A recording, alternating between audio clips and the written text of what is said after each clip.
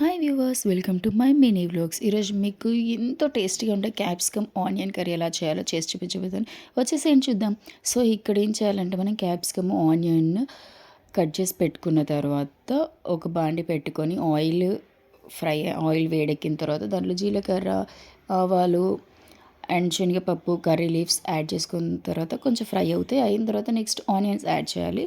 Next chillies కొంచెం fry అవ్వాలి. Fry అయిన తర్వాత జింజర్ గార్లిక్ పేస్ట్ యాడ్ చేయాలి. అల్లం వెల్లుల్లి పేస్ట్ యాడ్ చేసిన తర్వాత నెక్స్ట్ ఫ్రై అవ్వాలి. ఫ్రై అయిన తర్వాత కొంచెం పసుపు యాడ్ చేయండి.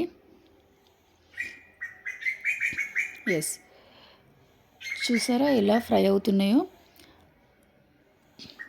ఇలా ఆయిల్ అంతా మనకి పైప్కి పేరుకున్న తర్వాత అప్పుడు క్యాప్సికమ్ యాడ్ చేసుకోండి. చాలా టేస్టీగా ఉంటుంది ఈ కర్రీ. అయితే మీరు ట్రై చేయండి, డెఫినెట్గా మీకు నచ్చుతుంది.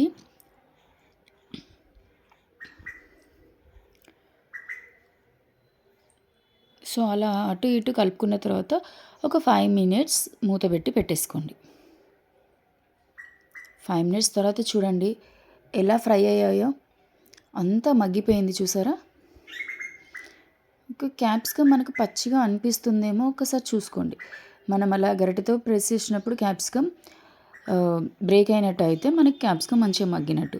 So next chilli powder, salt add చేయండి. సాల్ట్ తగినంత మీకు ఎలా వీలవుతో అలా వేసుకోండి. మీ టేస్ట్కి తగినంత సాల్ట్ యాడ్ చేసుకోండి. అండ్ నెక్స్ట్ నేను ఇక్కడ కొంచెం ధనియా పౌడర్ యాడ్ చేశాను అండ్ నువ్వుల పొడి కూడా యాడ్ చేశాను.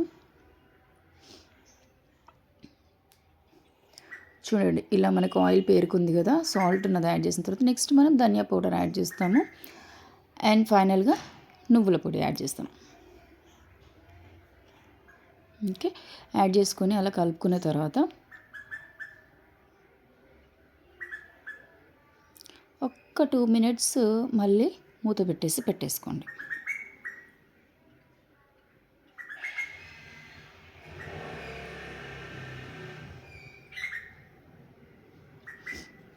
చూడండి ఎలా ఫ్రై అయిపోయిందో కర్రీ. చూస్తుంటూనే అసలు నోరు ఊరిపోతుంది కదా. చాలా టేస్టీగా ఉంటుంది ఆనియన్ క్యాప్సికమ్ కర్రీ. ట్రై చేసి మీరే చెప్తారు వావ్ సూపర్ టేస్టీ ఉంది కర్రీ అని చెప్పి. సో ఇది మనకు చపాతీలోకైనా బాగుంటుంది అండ్ రైస్లో కూడా చాలా బాగుంటుంది. సో ట్రై చేయండి. ట్రై చేసి మీరు కమెంట్ చేయండి ఎలా ఉందో కర్రీ. మా ఛానల్ సబ్స్క్రైబ్ చేసుకోండి అండ్ అలాగే లైక్ చేయడం మర్చిపోకండి.